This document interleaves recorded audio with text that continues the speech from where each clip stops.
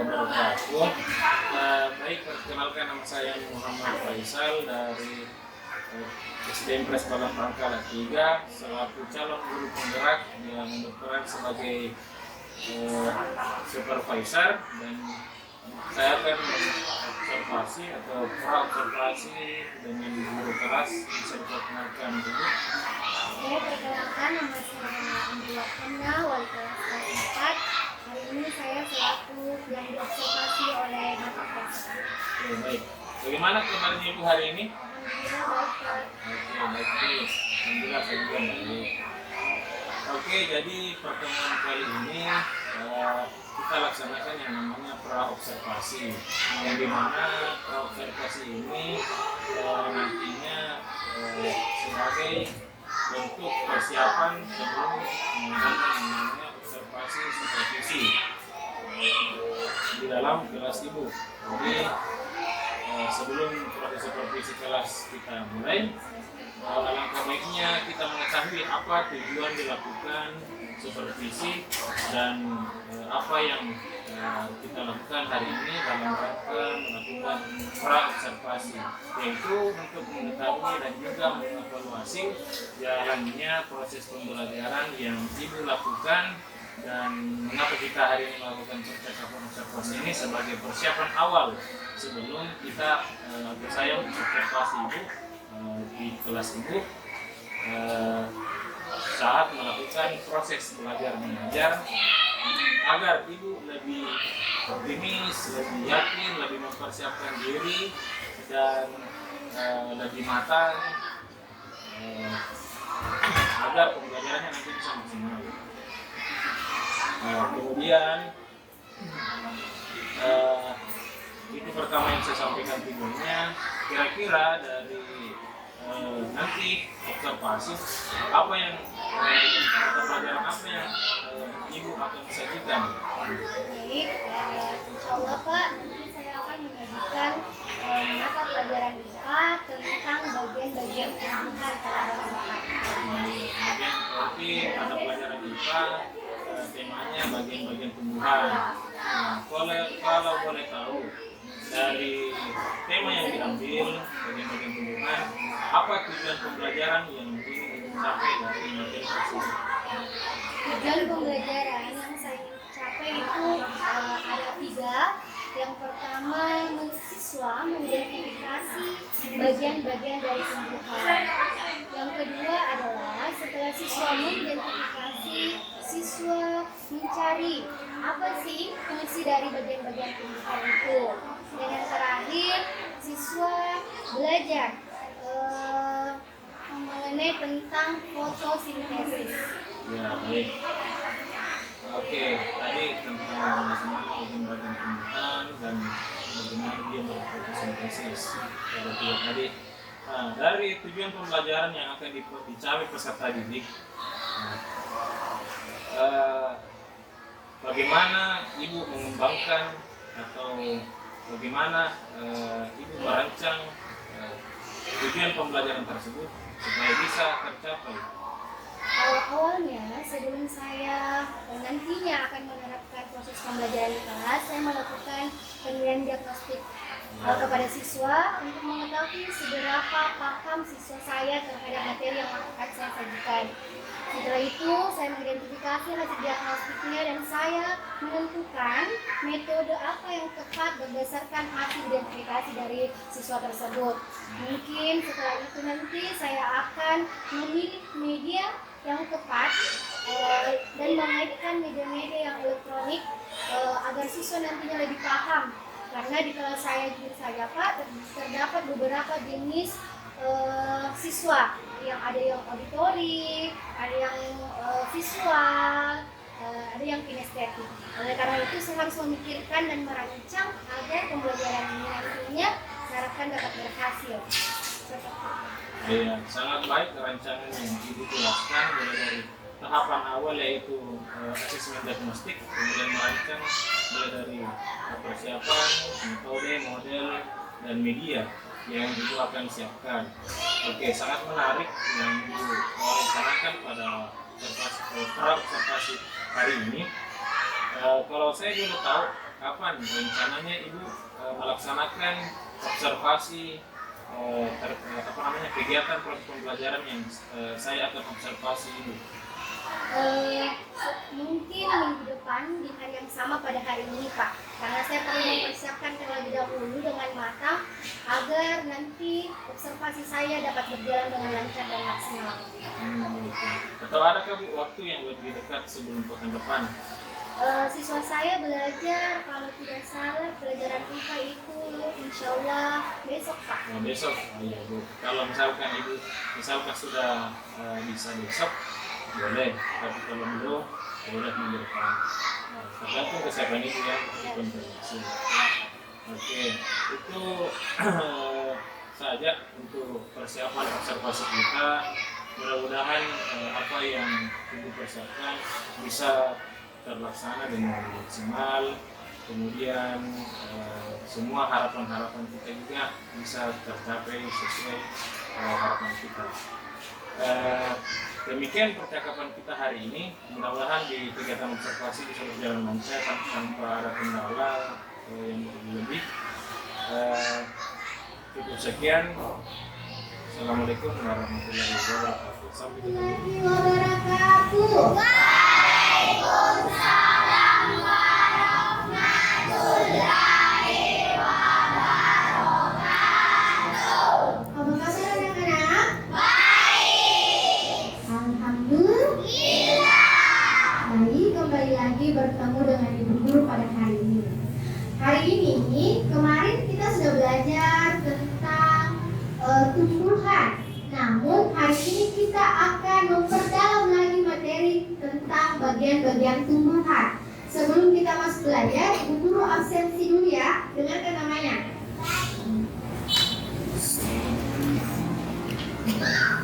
Ahmad Faisal, Ahmad Wijayanto, Aira, Aiman,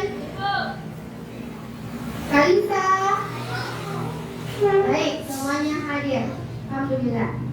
Nah, Ibu Guru sebelumnya mau tanya, apakah kalian tahu apa saja bagian-bagian dari tumbuhan? Tahu. Coba siapa yang berani sebutkan apa saja bagian dari tumbuhan? Yuk. Ada apa? Akar. Apa lagi? Oke. Nah, kali ini kita akan, setelah kita tahu apa bagian-bagiannya, kita akan belajar tentang fungsi dari masing-masing bagian tumbuhan itu. Coba perhatikan. Di sini Ibu Guru membawa sebuah tanaman. Nah, coba kalian lihat. Sudah lihat? Sudah. Kira-kira ini apa? Daun. Apa sih fungsinya daun? Ya. Lalu ada batang. Kira-kira apa fungsinya batang? Dan ada akar. Sebentar kita akan belajar. Jadi tolong diperhatikan. Baik. Coba perhatikan slide yang Ibu tampilkan. Tumbuhan sebagai sumber kehidupan. Nah, kenapa sih kira-kira tumbuhan itu dikatakan sumber kehidupan? Nah, selanjutnya kita akan mengetahui bagian-bagian dari tumbuhan. Yang pertama, ada yang disebut dengan akar. Pernah lihat akar? Pernah. Pada tumbuhan biasanya akar ada di bagian atas, tengah, atau bawah? Bawah. Mayoritasnya pada umumnya di bawah. Ini adalah akar. Ibu Guru perlihatkan. Lihat tidak? Lihat. Ternyata anak-anak, akar itu terbagi dua. Ada akar tunggang dan ada akar serabut. Apa sih fungsi akar itu? Di sini kita dapat melihat bahwa fungsi akar itu adalah untuk proses menyerap sari-sari dalam tanah.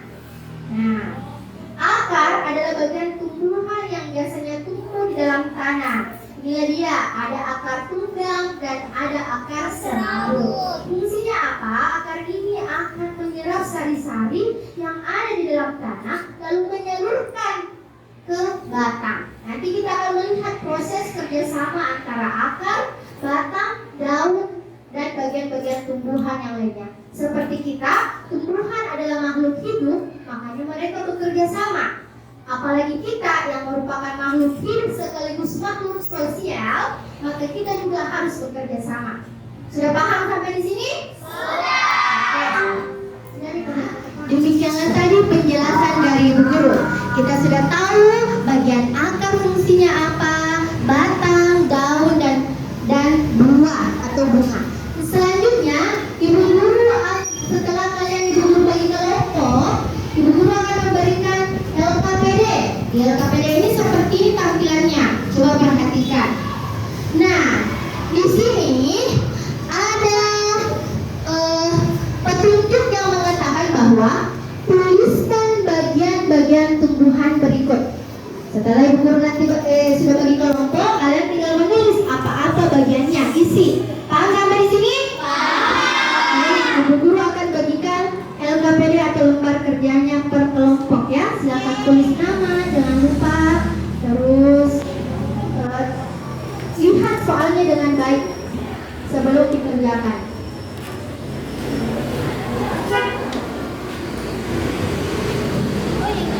Oke, semuanya sudah dapat? Oke. Nah, selanjutnya silakan kalian isi berdasarkan LKPD yang telah kalian terima. Pertama, jangan lupa tulis identitas. Silakan dikumpul. Perwakilan kelompok silakan mengumpul.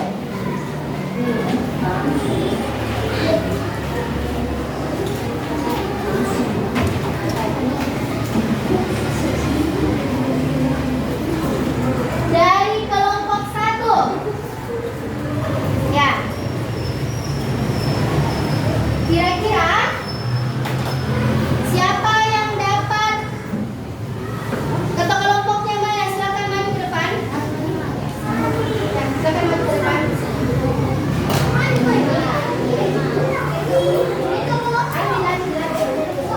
Silakan. Yang lain tolong perhatikan ya, apakah jawabannya betul. Kelompok 1 ini saja, kelompok 1 dulu. Ini bagi depan nih. Silakan tulis kalian periksa juga ya. Tulis kira-kira ini bagian apa saja. Berdasarkan yang kami dicapai.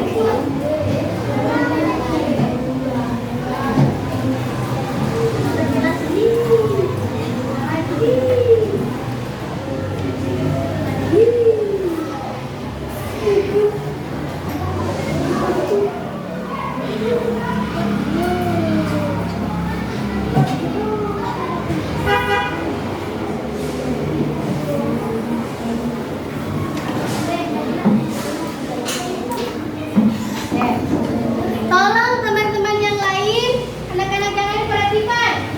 Kira-kira apakah ini sudah betul? Coba kita cek bersama. Apakah ini betul daun? Iya. Betul, dari centang. Terus, apakah ini buah? Iya. Oke.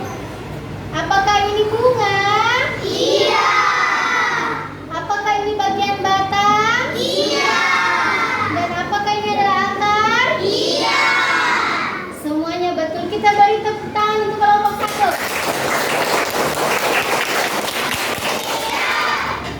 Tepuk semangat.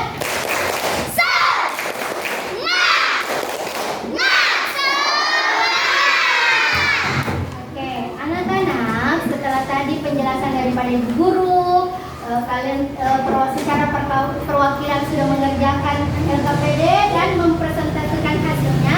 Sekarang kalian silakan buka halaman pada buku paketnya, halaman 20. Sudah? Ada contoh soal tentang bagian-bagian tumbuhan. Silakan kerjakan nomor 1, 2,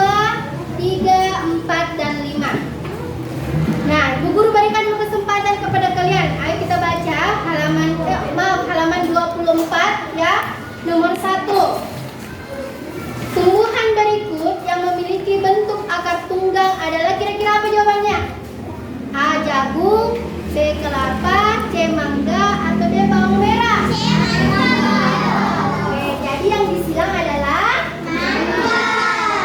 Boleh, sekarang silakan lanjutkan nomor 2, 3, 4, dan sampai 5. Oke, silakan dikerjakan ya. Ibu guru berikan waktu 10 menit. Setelah itu dikumpulkan di meja ibu guru.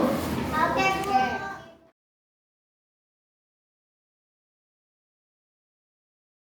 Jadi kira aku nggak stop gitu.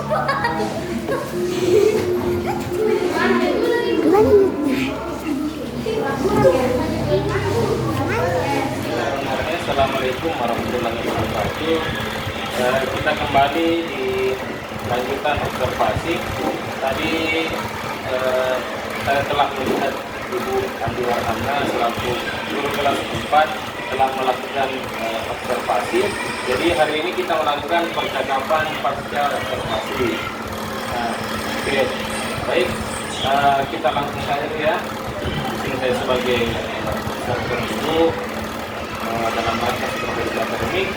Saya mau tanya Bu, bagaimana perasaan Ibu tentang jalannya observasi kelas yang telah Ibu laksanakan tadi? Alhamdulillah, tadi observasi berjalan cukup lancar. Ini kita mulai dengan tahapan kegiatan yang sesuai dengan rencana pembelajaran yang sudah saya buat terlaksana, hampir semua terlaksana. Dan ada pun sedikit kendala mungkin di proses pengaturan sebelum mulai karena itu agak lambat Pak mulainya dengan saja gerakan. Bisa diceritakan sedikit Bu tentang kembali kita cerita sedikit. Kita kan kemarin sudah observasi, hari ini kita observasi. Bisa dijelaskan sedikit tentang tujuan pembelajarannya kembali, kemudian bagaimana prosesnya tadi saat observasi yang Ibu laksanakan, bagaimana proses pengembangan yang Ibu lakukan dan tahapan-tahapan yang Ibu lakukan di dalam kelas, mulai dari kegiatan pendahuluan, inti, dan penutup. Tadi sudah sempat saya lihat, tapi saya mohon Ibu juga menjelaskan, nanti saya berikan masukan di dalam. Tadi proses awal itu saya lakukan kegiatan awal dengan memperkenalkan anak-anak menyampaikan tujuan pembelajaran hari ini. Tentunya apa sih yang anak-anak harus pahami dalam proses pembelajaran yang saya berikan. Setelah itu saya sampaikan tujuan, saya mereview kembali tentang materi yang minggu lalu sudah dijelaskan dan dikaitkan antara materi satu. Selanjutnya saya memberikan pertanyaan informatif tentang materi saat ini, yaitu pada saat kita pembelajaran di mana siswa mengetahui fungsi bagian-bagian dari kegiatan. Setelah itu ada diskusi dengan mengenai kegiatan ini, saya memberikan lingkungan kerja kepada masing-masing kelompok mengerjakan. Saya menghadirkan media konkret, selain juga saya memaparkan saya juga menghadirkan media konkret, yaitu tumbuhan di mana anak-anak harus dapat melihat bahwa ini bagian-bagian dari kegiatan tersebut. Setelah itu anak-anak mengerjakan KTD dijelas bersama teman-teman kelompoknya, dan setelah itu kegiatan berikutnya evaluasi, setelah mereka evaluasi terkait materi yang telah saya jelaskan tadi, tentunya berkenan, dan refleksi terhadap anak-anak serta persiapan materi minggu yang akan datang atau materi selanjutnya. Sejauh ini penjelasan dari kegiatan pendahuluan, kegiatan ini dan penutup sudah cukup jelas secara universal, secara umum. Namun sejauh yang Ibu lakukan atau Ibu laksanakan, bagaimana rencananya Ibu mengembangkan kegiatan tersebut dengan metode apa, apa sehingga tujuan pembelajarannya bisa tercapai? Saya menggunakan metode diskusi, dimana saya mengajak siswa bertukar pikiran tentang materi yang saya berikan. Di samping itu tetap saya memadupadankan metode cerama dan tanya jawab dalam diskusi tersebut. Adapun strategi yang saya menggunakan strategi kontekstual, yaitu kenapa kontekstual? Karena saya mengambil benda dalam dunia nyata, dalam artian pikiran tadi saya hadirkan ke siswa agar siswa dapat melihat nyata benda atau bagian-bagian dari benda tersebut. Tangkap adalah menggunakan tadi metode diskusi, tanya jawab, kemudian strategi yang digunakan adalah kontekstual. Jadi dalam melaksanakan kegiatan tersebut, apakah ibu merasa sudah berhasil? Atau kira-kira kalau dari segi range dari 1 sampai 10 atau dari 0 sampai 100, kira-kira kemampuan itu prediksi sudah sampai di mana? Baik, terima kasih. Menurut saya tidak ada kata sempurna. Artinya setiap perjalanan ataupun pembelajaran di kelas pasti ada kekurangan. Semua tugasnya mungkin saya harus merefleksi diri untuk melihat dulu hasil evaluasi siswa, melihat sampai sebatas mana keterlibatan belajar siswa berdasarkan hasil evaluasi dan penilaian tadi. Terus mungkin juga dalam tadi diskusi masih ada siswa yang berpikir. Artinya memang beberapa siswa yang mendominasi dalam hal tanda kutip yang lebih bagaimana, tetapi itu yang menjadi mungkin fokus saya untuk bagaimana merancang pembelajaran ke depan lagi supaya bisa mengaktifkan semua siswa, bukan hanya beberapa siswa saja. Dari yang saya tangkap, penjelasan ibu bahwa tidak ada manusia yang sempurna, ibu sendiri menjelaskan dan mengidentifikasi masalah yang timbul dari proses pembelajaran itu sendiri. Nah, dari ketika ibu mau mengidentifikasi observasi, saya membaca dan melihat observasi dari kegiatan ibu tadi, memang sudah lumayan. Ya, tapi tentunya ada kendala. Nah, kalau ibu mengidentifikasi sendiri, proses pelajaran sendiri, tadi sudah ibu sebutkan tadi ya, bahwa ada sisi yang tidak aktif. Apakah ada kendala atau adakah masalah lain sehingga tujuan pembelajaran ini misalkan anak-anak tadi peserta didiknya hasil belajarnya bagaimana? Apakah semuanya memenuhi kriteria atau masih ada yang belum memenuhi kriteria? Berapa orang yang memenuhi kriteria? Apakah di bawah 30%, yang memenuhi kriteria di atas 70%? Kemudian apa yang menyebabkan masalah tersebut terjadi sehingga peserta didik itu tidak memenuhi kriteria? Bisa dijelaskan atau dijelaskan? Saya melihat bahwa ketika anak-anak usia dijelaskan, lalu kadang kan menggunakan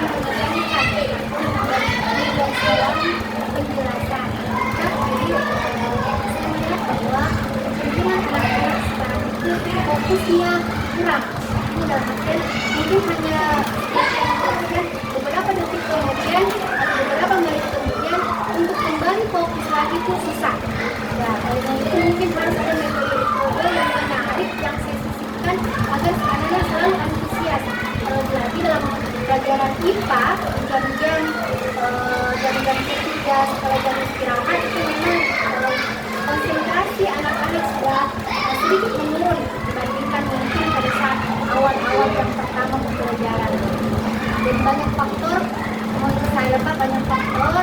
Terus selain pertama konsentrasi yang akan kita berpusat lagi karena jam-jam seperti sekarang ini. Terus yang kedua mungkin pada saat saya membagi kelompok anak-anak yang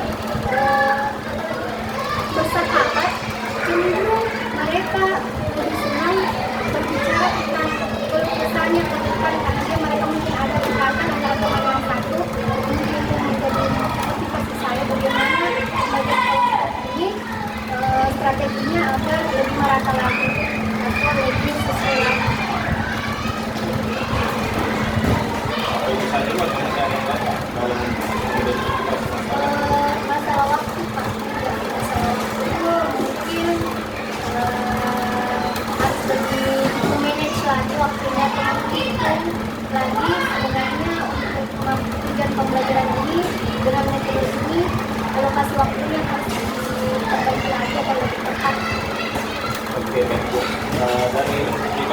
kendala yang Ibu jelaskan, masalah konsentrasi, masalah waktu di dalam kelompok.